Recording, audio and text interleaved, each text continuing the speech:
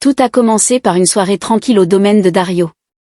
La lune brillait haut dans le ciel, les cigales chantaient, et l'air était doux. Tara, qui était d'humeur mélancolique ce soir-là, décida de se promener dans la cour pour réfléchir.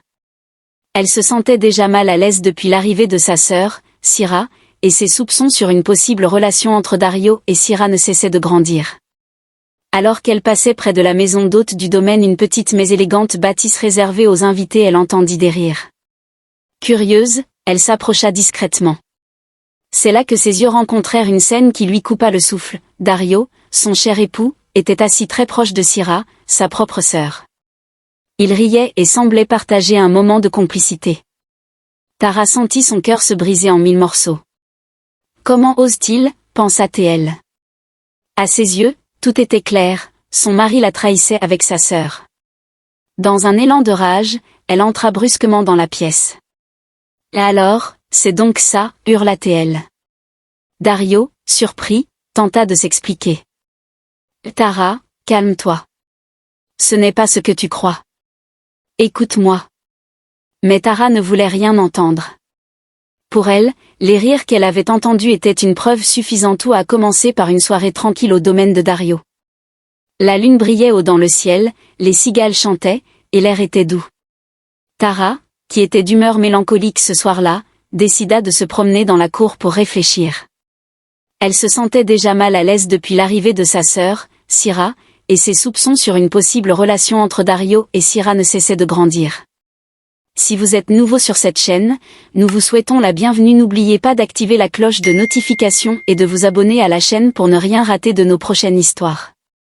Alors qu'elle passait près de la maison d'hôte du domaine, une petite mais élégante bâtisse réservée aux invités, elle entendit des rires. Curieuse, elle s'approcha discrètement. C'est là que ses yeux rencontrèrent une scène qui lui coupa le souffle. Dario, son cher époux, était assis très proche de Syrah, sa propre sœur. Il riait et semblait partager un moment de complicité. Tara sentit son cœur se briser en 1000 morceaux. Comment ose-t-il, pensa-t-elle. À ses yeux, tout était clair, son mari la trahissait avec sa sœur. Dans un élan de rage, elle entra brusquement dans la pièce. Et alors, c'est donc ça, hurla-t-elle. Dario, surpris, tenta de s'expliquer. Tara, calme-toi. Ce n'est pas ce que tu crois. Écoute-moi. Mais Tara ne voulait rien entendre. Pour elle, les rires qu'elle avait entendus étaient une preuve suffisante. Dario vivait dans un village prospère nommé Mabinda, une terre fertile où la pluie ne manquait jamais et où le soleil était généreux. Les habitants y étaient paisibles, occupés à cultiver la terre, pêcher dans la grande rivière voisine ou vendre leurs produits au marché. Mais au milieu de ce calme apparent se dressait une maison, une vraie forteresse, qui appartenait à nul autre que Dario. Ah, Dario!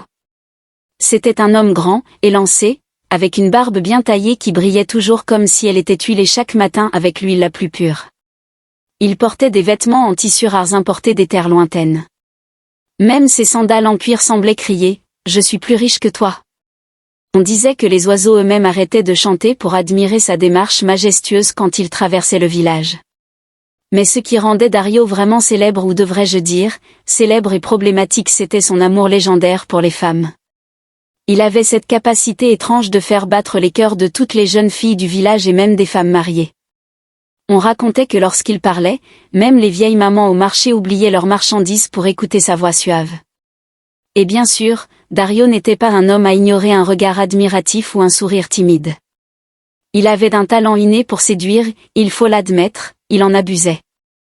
Dario était également connu pour son immense domaine, une vaste étendue de terre fertile où travaillaient des dizaines de personnes. Son enclos abritait des troupeaux de vaches, des chèvres, et même quelques paons. La maison principale, une grande bâtisse aux murs rouges, était décorée de sculptures en bois et de tissus colorés. Mais ce qui frappait le plus, c'était la cour centrale où résonnaient toujours des rires, des disputes, et parfois des cris d'alerte quand les épouses de Dario étaient en désaccord. Dario n'avait pas une, ni deux, mais 4 épouses. Et croyez-moi, gérer 4 femmes, c'est comme essayer de jongler avec 4 calebasses remplies d'eau, tôt ou tard, tout finit par se renverser. Tara, la plus jeune, était la perle rare de Dario. Elle était d'une beauté à couper le souffle, avec une peau éclatante et des yeux brillants comme les étoiles. Mais attention, Tara n'était pas juste belle, elle avait aussi un tempérament de feu. Quand elle était en colère, même les poules du village cessaient de pondre. Amara, la plus ancienne, était la voix de la raison dans la maison. C'était une femme sage, respectée par tout le village. Elle conseillait souvent Dario dans ses affaires et ses décisions. Mais certains disaient qu'elle était trop indulgente, surtout avec les folies de son mari. Nadia, quant à elle, était un mystère ambulant. Elle parlait peu, mais quand elle ouvrait la bouche, ses paroles étaient comme des flèches, prêtes à atteindre leur cible. Jalouse et calculatrice, Nadia passait son temps à observer, à écouter, et parfois à semer quelques graines de discorde ici et là. Enfin, il y avait Zina, la généreuse. Elle était aimée du peuple pour sa gentillesse et son habitude de partager la nourriture avec les villageois. Mais Dario, lui, semblait souvent l'oublier. Peut-être parce qu'elle était la plus discrète, ou peut-être parce qu'elle n'aimait pas les querelles. Maintenant, imaginez ces 4 femmes sous le même toit. C'était comme mettre un chat, un chien, une chèvre, et un serpent dans la même pièce. Certains jours, tout se passait bien. Mais d'autres jours, c'était la guerre, et le pauvre Dario se retrouvait au milieu du champ de bataille, essayant tant bien que mal de calmer tout le monde. Dario avait une habitude qui agaçait ses épouses, il changeait souvent ses préférences. Un jour, il passait tout son temps avec Tara, la couvrant de cadeaux et d'éloges. Le lendemain, il se tournait vers Nadia, murmurant des promesses qui faisaient battre son cœur. Et ainsi de suite. Cette instabilité créait des tensions entre les épouses, qui se disputaient constamment pour attirer son attention. Mais ce qui allait vraiment mettre le feu aux poudres, c'était l'arrivée de la sœur de Tara, une jeune femme nommée Sira. Elle était venue au village pour une visite, innocente et pleine d'enthousiasme. Mais dès qu'elle mit les pieds dans la maison de Dario, tout changea. Tara, qui était déjà jalouse par nature, remarqua que Sira semblait passer beaucoup de temps avec Dario. Elle les surprenait souvent en train de discuter ou de rire ensemble. Son imagination commença à travailler. Et si Dario était en train de séduire ma propre sœur, pensa-t-elle. Bien sûr, elle n'avait aucune preuve, mais dans son esprit, les soupçons se transformèrent vite en certitude. Les autres épouses, bien sûr, ne tardèrent pas à remarquer le changement dans l'attitude de Tara. Nadia, fidèle à elle-même, ne manqua pas l'occasion de jeter de l'huile sur le feu. « Peut-être que Dario trouve ta sœur plus intéressante que toi », murmura-t-elle un jour à Tara, avec un sourire qui semblait innocent, mais qui cachait des intentions bien plus sombres.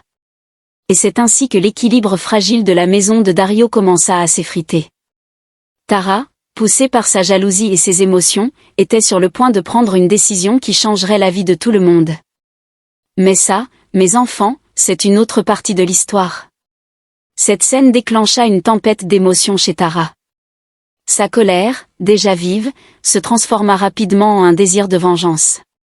Dans son esprit, Dario devait payer pour cette trahison, et elle savait qu'elle devait agir vite. Les autres épouses, bien sûr, ne tardèrent pas à remarquer que quelque chose n'allait pas. La maison, d'habitude bruyante avec les discussions et les disputes habituelles, était maintenant remplie d'une tension palpable.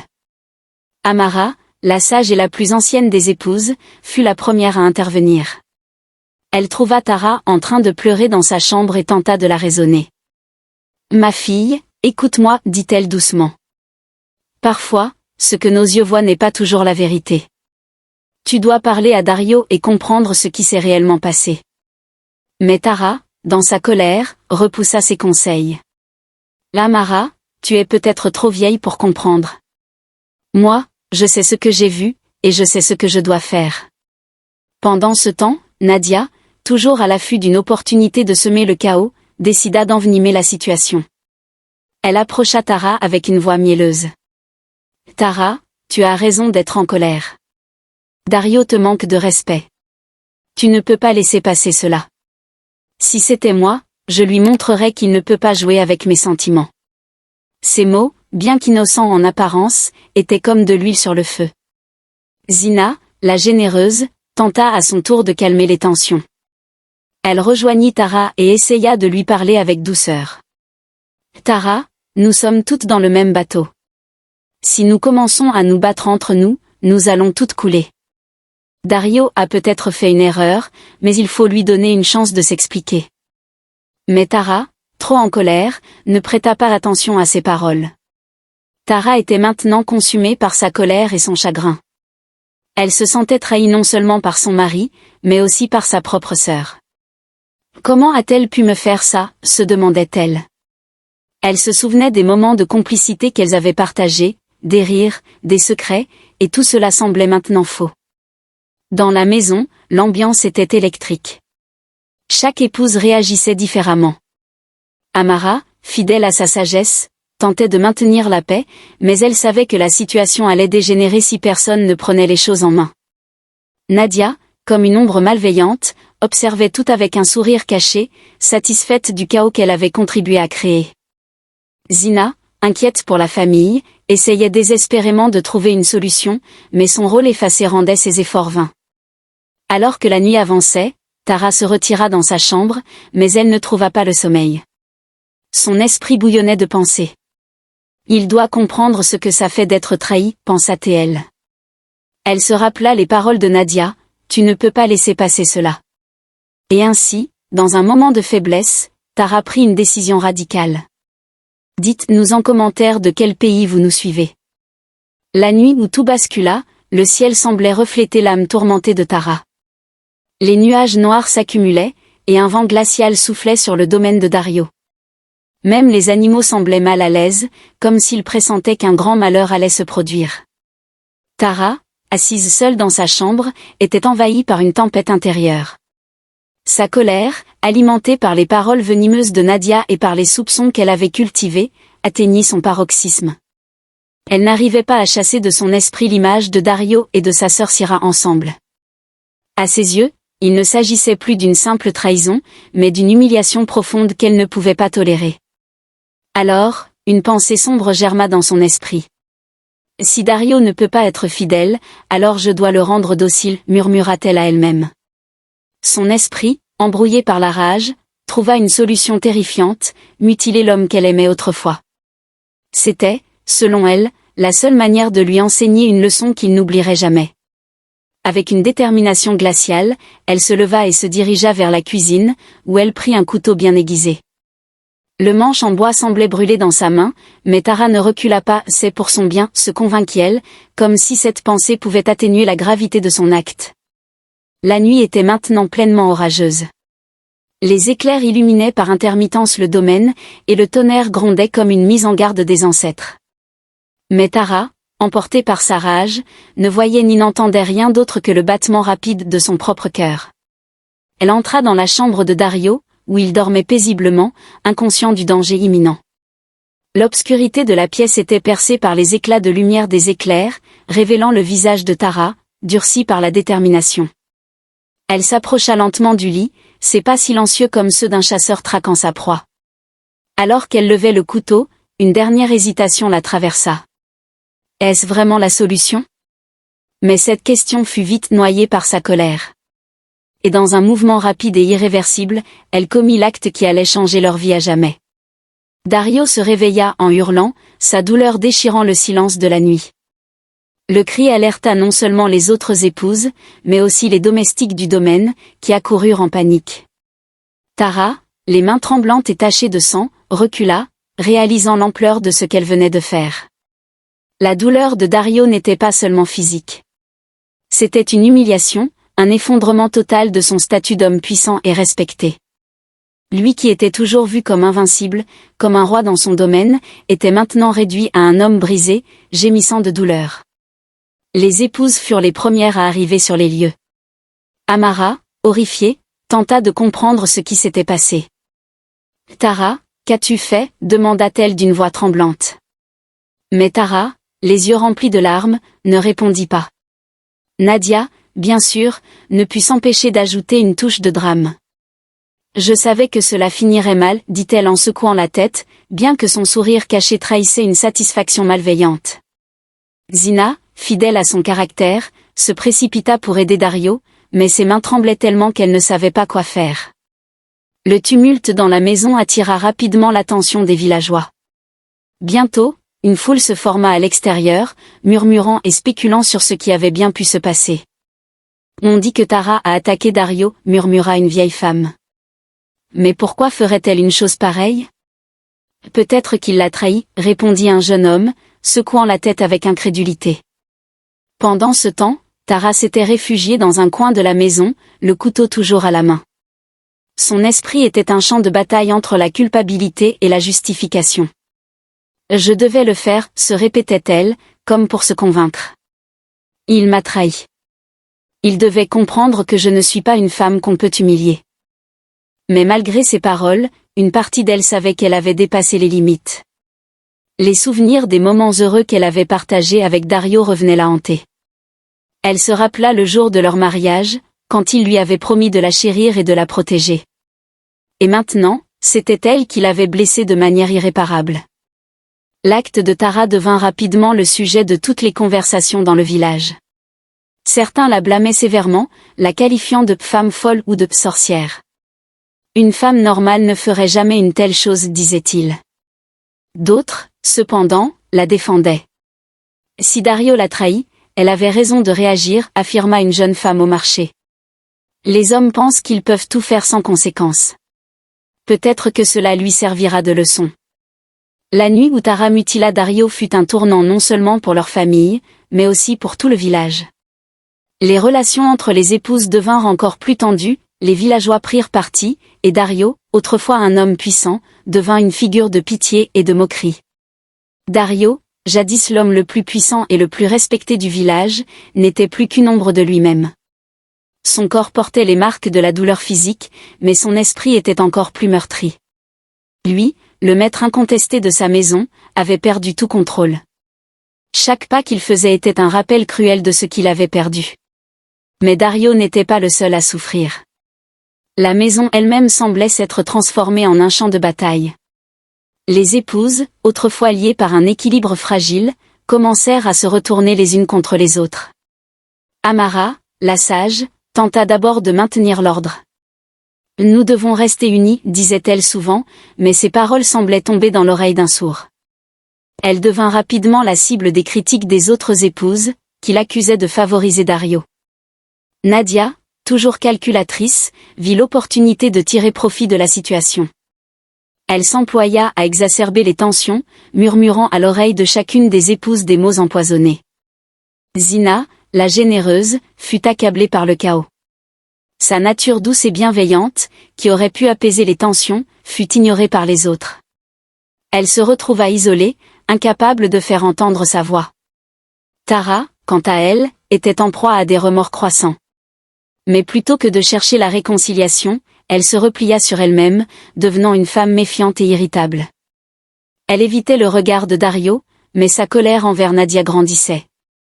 La maison, autrefois pleine de vie, était maintenant plongée dans un silence tendu, brisé seulement par des disputes occasionnelles. Chaque repas partagé était une guerre froide, où les regards en coin et les murmures prenaient la place des rires et des discussions. Dans le village, l'histoire de Dario et de ses épouses était sur toutes les lèvres. Ce qui s'était passé cette nuit-là était devenu un véritable feuilleton, et chacun y allait de son interprétation. Et Dario, ce grand homme? Comment a-t-il pu se laisser faire par une femme, se demandait un ancien. Peut-être que c'est bien fait pour lui, répondait une femme au marché. Ces hommes qui accumulent des épouses pensent qu'ils peuvent tout se permettre. Tara aurait dû trouver une autre manière, ajoutait un jeune homme. Mais je comprends sa colère. Imaginez votre mari avec votre propre sœur. Les rumeurs se transformèrent en véritables légendes. Certains racontaient que Tara avait utilisé de la magie noire pour attaquer Dario, d'autres prétendaient qu'il avait été maudit par les ancêtres pour son comportement. Mais au-delà des ragots, la réputation de Dario était irrémédiablement ternie. Les hommes du village, qui l'avaient autrefois admiré, commençaient à douter de son autorité. Et si un homme ne peut pas contrôler sa propre maison, comment peut-il diriger une communauté, se demandait-il. Même les alliances économiques de Dario commencèrent à s'effondrer. Certains marchands refusaient de faire affaire avec lui, craignant que sa malchance ne leur porte préjudice. Ses champs, autrefois prospères, semblaient refléter son état intérieur, les récoltes étaient mauvaises, et les ouvriers travaillaient sans enthousiasme. Ah, mes enfants, c'est ici que le rôle de Nadia devient clair. Si Tara fut celle qui porta le coup fatal à Dario, Nadia fut celle qui planta les graines de la discorde. Dès le début, Nadia avait vu en Tara une rivale à éliminer. La beauté et la jeunesse de Tara menaçaient sa position dans la maison, et elle savait que le cœur de Dario battait plus fort pour la jeune épouse. Alors, Nadia entreprit de manipuler la situation à son avantage. C'est elle qui, subtilement, alimenta les soupçons de Tara. « Tu devrais surveiller ton mari », lui disait-elle, feignant l'inquiétude. « Il est très proche de ta sœur ces derniers temps. » Elle s'arrangeait toujours pour que ses paroles semblent innocentes, mais leur effet était dévastateur. Lorsque Tara finit par commettre l'irréparable, Nadia crut avoir gagné. Avec Dario affaibli et Tara discréditée, elle pensait pouvoir prendre le contrôle de la maison. Elle commença à se comporter comme une véritable chef, donnant des ordres aux domestiques et prenant des décisions sans consulter les autres épouses. Mais, comme on dit chez nous, la calebasse cassée laisse toujours échapper ses secrets. Les autres épouses commencèrent à soupçonner Nadia.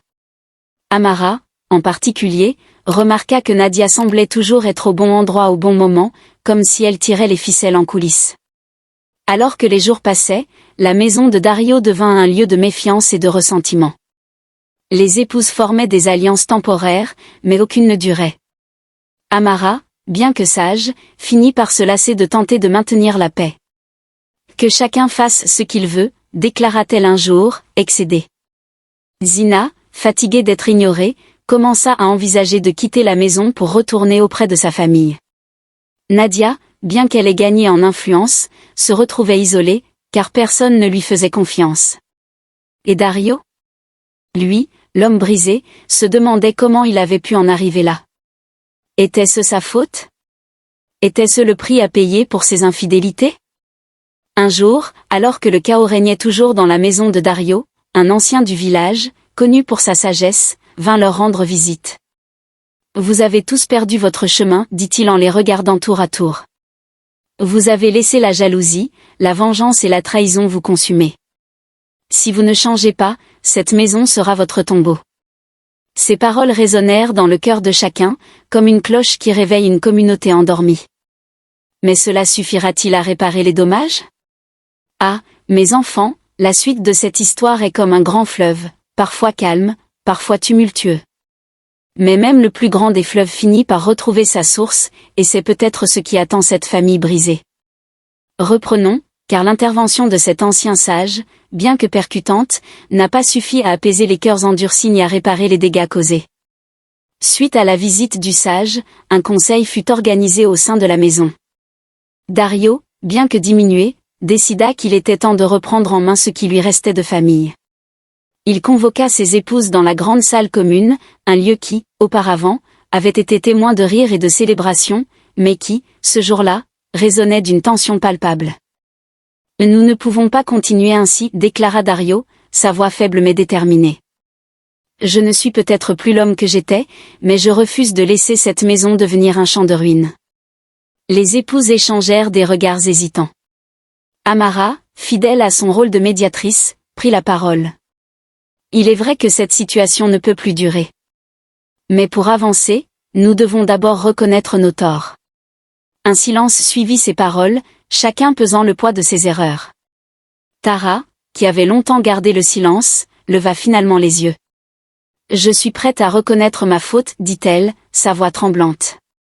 Mais je ne peux pas ignorer que quelqu'un a attisé ma colère, quelqu'un qui a manipulé mes émotions pour me pousser à cet acte irréfléchi. » Tous les regards se tournèrent vers Nadia. La femme mystérieuse et calculatrice resta d'abord impassible, mais l'accusation de Tara fut comme une pierre jetée dans une mare calme. « Qu'est-ce que tu insinues » demanda Nadia, feignant l'innocence. « Ne joue pas la victime, répliqua Tara, plus ferme cette fois. Tu savais exactement ce que tu faisais en me murmurant ces mots. Tu as utilisé ma faiblesse pour servir tes propres intérêts. » Amara, qui observait la scène avec attention, intervint. « Nadia, il est vrai que tes intentions ont souvent été floues. Si tu veux que cette maison retrouve la paix, il est temps pour toi d'être honnête. » Acculée, Nadia finit par céder. « Oui, j'ai alimenté les soupçons de Tara, avoua-t-elle. Mais je ne suis pas la seule coupable ici. Dario aussi est responsable de ce chaos. S'il n'avait pas joué avec nos cœurs, nous n'en serions pas là. Les aveux de Nadia furent un tournant. Pour la première fois depuis longtemps, chacun dans la maison fut obligé de faire face à ses propres responsabilités. Dario comprit qu'il avait semé les graines de sa propre destruction en jouant avec les sentiments de ses épouses et en ignorant les tensions qui bouillonnaient sous la surface. Tara réalisa que sa colère, bien que justifiée, l'avait poussée à un acte qu'elle ne pourrait jamais réparer. Nadia reconnut que sa soif de pouvoir et de contrôle avait contribué à diviser la maison. Amara, bien qu'elle ait toujours prôné la sagesse, comprit qu'elle avait parfois fermé les yeux sur les vérités inconfortables.